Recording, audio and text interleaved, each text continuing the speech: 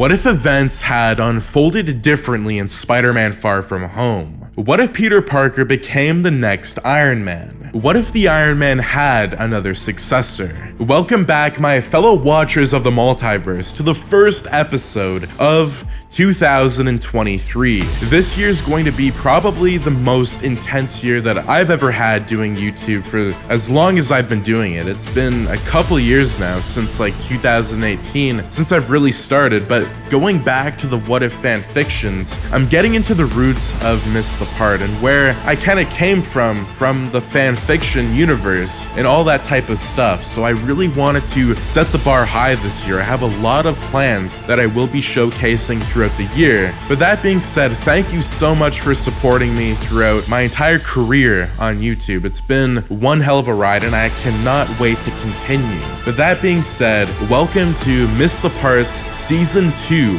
Episode 2. What if the Iron Man had another successor? Peter Parker sat in the living room of Tony Stark, sipping a glass of champagne. He was obviously not old enough to be drinking it, but nobody seemed to mind. He was surrounded by the other members of the Avengers. Everyone wore terrible faces and were drinking away their grief. A little small talk popped up and died down every so often. An hour ago, they had been gathered by the lake outside Stark's home and had paid their respects to Tony Stark in a very grim ceremony. Now, here they all were, sitting in Tony's living room and downing some of his liquor. Then, Nick Fury walked into the room and asked in a loud voice what they were all talking about, and no one answered. So Fury launched into a speech, admonishing them for being so sullen. He asked them about what Tony would think of them if they could talk to him now. A few faces loosened up. Then he asked somebody to mention some experiences they had with Stark. Steve Rogers said that he remembered when Tony took them all to get shawarma after their victory against Loki and the Jatari invaders. Rhodey said he remembered when he was fighting alongside Tony against Whiplash in an epic battle. The others mentioned what they remembered of Tony Stark, and then Peter Parker said his own. He remembered when Tony first offered him a spot on the Avengers team. He said he felt worthy, like he had finally achieved something great. Fury added that Tony had a knack for having that effect on other people.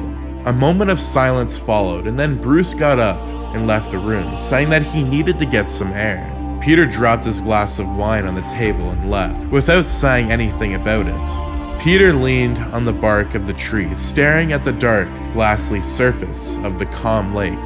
He thought of the days ahead without his mentor, Tony Stark. He remembered the holographic video Tony made that was played during the funeral. Tony Stark had named him as the next Iron Man, in charge of all Stark Industries. That was a pretty big responsibility. Peter felt a firm tap on his shoulder. He looked weirdly over his shoulder and saw Nick Fury. Even in his grief, the man still looked intimidating with his black eye patch. Peter then began expressing his frustration and worried about his new responsibilities of Iron Man. Fury talked about things Stark had to do and how he was a great superhero because he had a devoted team with him. Fury then left him to his thoughts, saying that he'll come back to Peter at a later date to give the right stuff to function as Iron Man. Nick Fury had arrived in Mexico with Maria Hill. He had come to investigate a supposed sighting of a sand monster. The place was really ravaged, and it would have been a regular sandstorm if not for the face that had been seen. Then, a mysterious floating man appeared, wearing fancy gear, and looked pretty intense. Before Fury could react, there was a commotion. He turned to see what he immediately assumed was the infamous monster. It was surely Earth-based, and this new guy in the green suit began taking it on in a really intense brawl. A week had went by, and Fury's attention was drawn to Morocco, where an air-based creature was wreaking havoc. This new superhero joined forces with Nick Fury and Hill, and defeated the monster. When they had defeated this new monster, the guy in the green suit introduced himself as Mysterio, but his real name was Quentin Beck. Fury, in turn, introduced himself and what he did. Peter stood on the stage in New York City, wearing his full suit. It was a fundraiser for victims of the snap who had been blipped back into a world that had moved on. His Aunt May was the moderator and she was nervous to talk. These public gatherings were not her thing. She had just called him to the microphone. Peter thanked the audience for coming and stepped aside after May was done. They went backstage where he removed the head mask. The fundraiser was exciting, and after some gleeful small talk, May sobbed up and told him that he will have to go out again to talk to the press and take some photos. Peter told May that they will, and that they will definitely ask him what will happen to Stark Industries and who will be the next Iron Man. He revealed to her that Tony had named him to take over in his place, and everyone else in the Avengers actually agreed to this. He told May that he really was not ready for this. Aunt May asked him how it would work, seeing as he is Spider-Man. Peter said that basically his suit will change and be powered by an arc reactor. Plus, he would still have his spider-like tools and his abilities with the suit and several other tech stuff. May then pulled Peter in for a hug and reassured him that he will do just fine as Iron Man. After releasing him, she remarked that his armored suit made hugging really uncomfortable. Happy Hogan went into the room after an awkward exchange with May. He handed Aunt May the huge cardboard check and she departed. Peter watched all of this with a look on his face. Clearly, those two really liked each other. He shrugged it off and made a mental note to ask Happy about it later. Happy told Peter that Nick Fury would be calling him soon. Peter's heart skipped a beat at this. He knew Fury would be calling about his new role as Iron Man. Peter then decided to let Happy deal with Fury. Then, his phone began vibrating in his bag.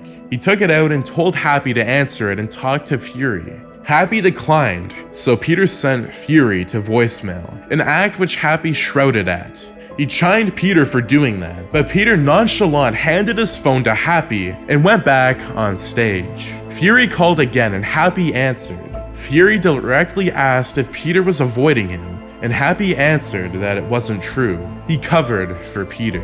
Peter was escorted by the journalist. The journalists kept bombarding Peter, and they were asking him who the next Iron Man would be, and who will take the responsibility for leading the Avengers. Peter tried deflecting the questions, but they kept coming. Seems word had got out that he was going to be the next Iron Man. In a panic, he fled from the room and settled on the roof of a building, taking in the quietness and solitude to think about the enormous responsibility on his shoulders. After about an hour of thinking, he began swinging around the city until he arrived at Happy's house. He told Happy that he was not ready to fill the shoes of Iron Man and take over Stark Industries. Happy then drove him to the Stark Industries complex, where they boarded a Stark Industries private jet. On board the jet, Happy retrieved a pair of glasses from the safe. Peter wore it, and the glasses came alive, introducing itself as an AI that controls all of the assets of Stark Industries. Its name was Edith. Happy stood back and watched in admiration as Peter got acquainted with Edith. Peter was in school the next day and listened as his excited classmates expressed their plans about what they would be doing during their science vacation. Peter, on his part, had plans to take MJ to the top of the Eiffel Tower and ask her out. But now he wasn't so sure anymore. He sat quietly and listened to his best friend Ned, talking about his attraction to European girls and how he and Peter would tour the different cities and have fun. At that, Peter's face fell, and Ned caught up on it and asked what went wrong. Before Peter had a chance to answer, MJ showed up at their desk and asked how their preparation for the trip was. Ned answered that it was fine.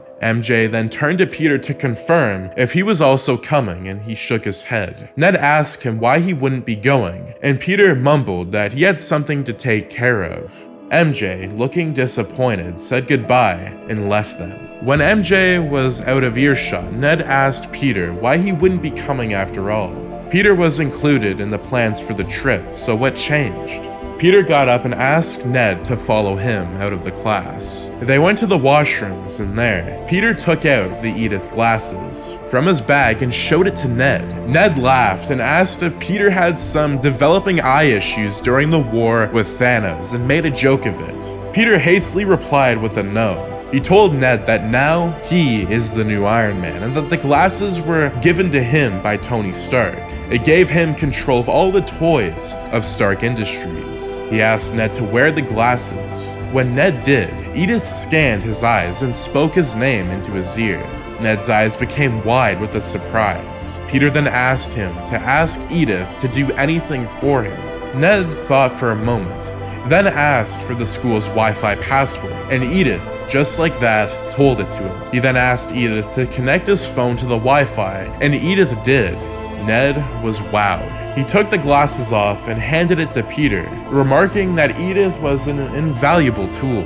Then his face grew serious and asked what Edith had to do with the missing class trip.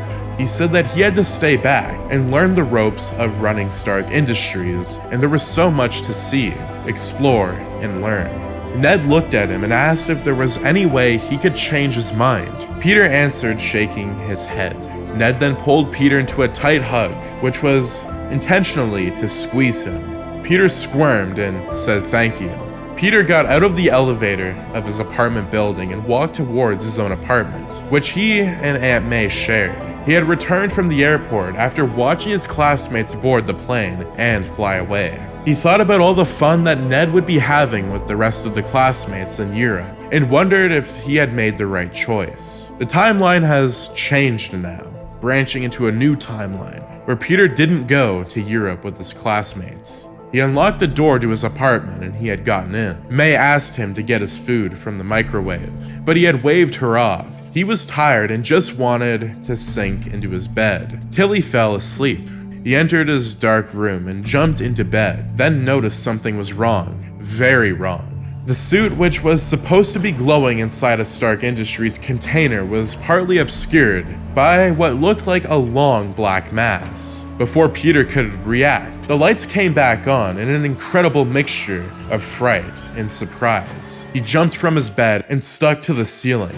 Nick Fury brought his hands down from the walls, which had the light switch, looked up at Peter and calmly told him to cut the crap and get off the ceiling. Just then, Aunt May called to Peter, asking what went wrong.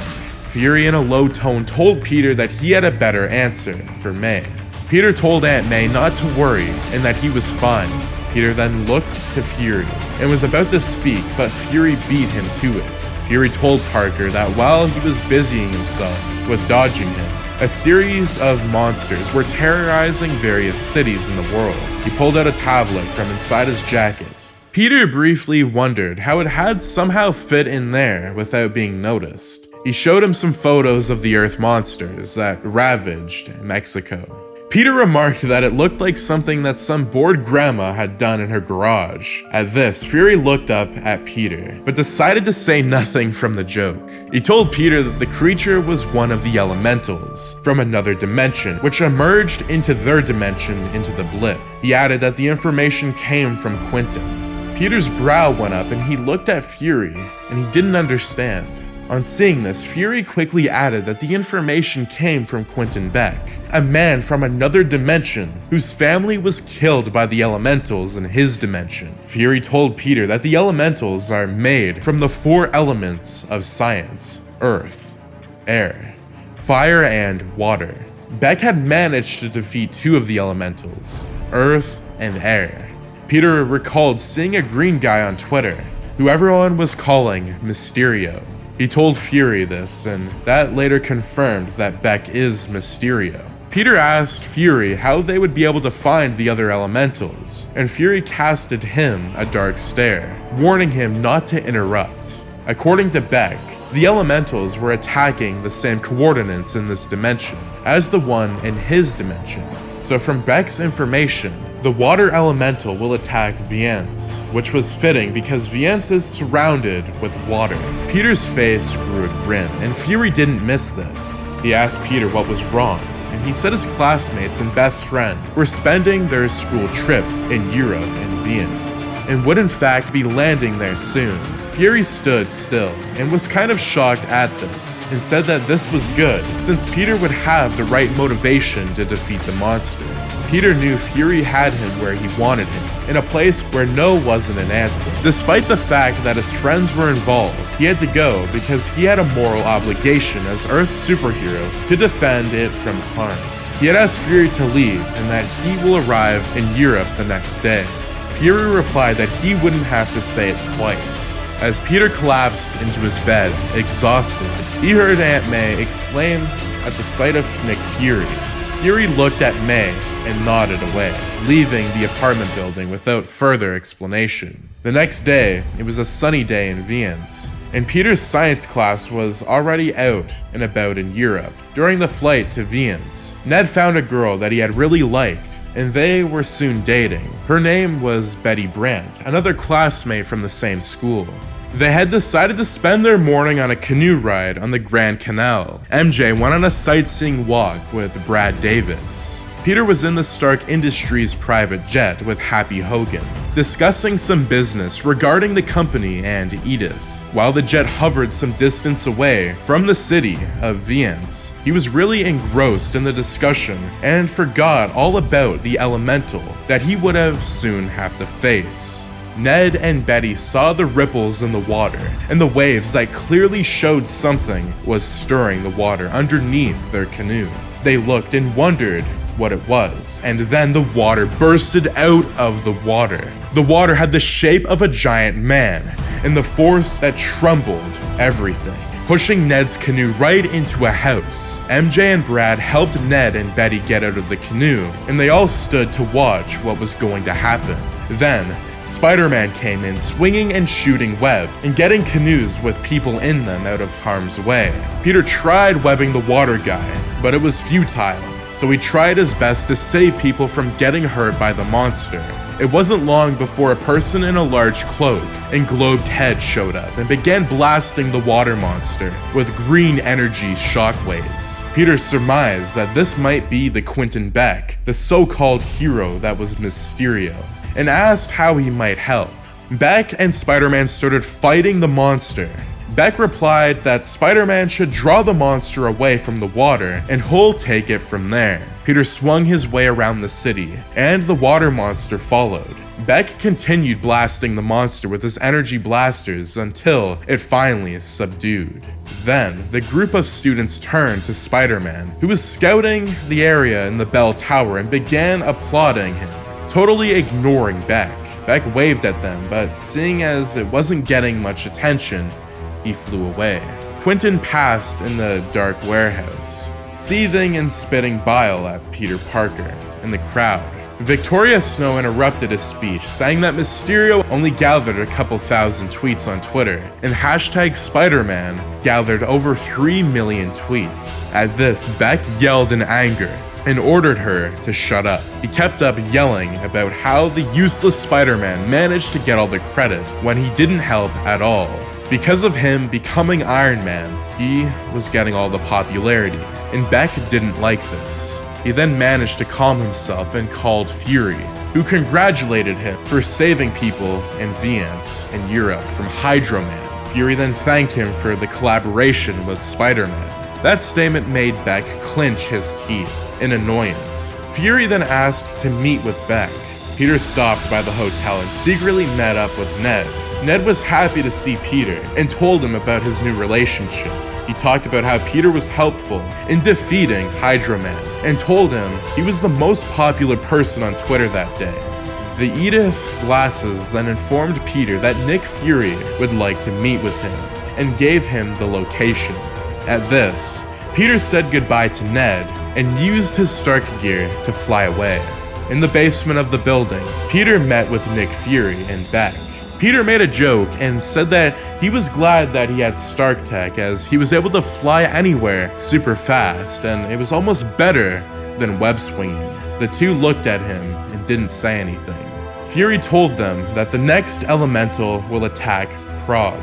Beck interjected that this elemental is unpredictable and could attack anywhere. He went on to say that it was one of the elementals that survived and destroyed his Earth. He called it Molten Man. As Peter left the meeting and was heading to Stark Industries' private jet, he thought about his classmates who were at risk of getting killed in Europe. He asked Edith to contact Happy, and he asked Happy if there was a way to somehow cancel the Europe vacation.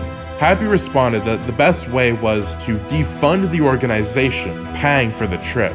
So Peter authorized the acquisition of the company by Stark Industries and shut down the vacation. Ned and Betty, together with the entire class, disembarked from the plane, downcast. For some reason, the organization that funded their class trip had decided to pull back their support, so they had to return to New York. He said an unenthusiastic hi to Peter, who was waiting for them on the tarmac. Peter felt bad at how moody his classmates were. He didn't regret cutting short their trio because it had to be done to save them all. The elemental was unpredictable, and they needed to be home. Quentin Beck and his team set up shop in an abandoned warehouse in New York. They had come here to put an end to Spider-Man, or Iron Man, whatever it was called now. He felt that he was stealing the spotlight, and it was time to take it back. His plan was to use the fire elemental to kill Spider-Man and hopefully gain control of Edith.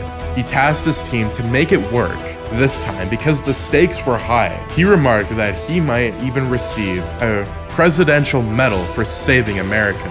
That evening, Brad Davis took MJ for a walk alongside Times Square. Ned and Betty joined too.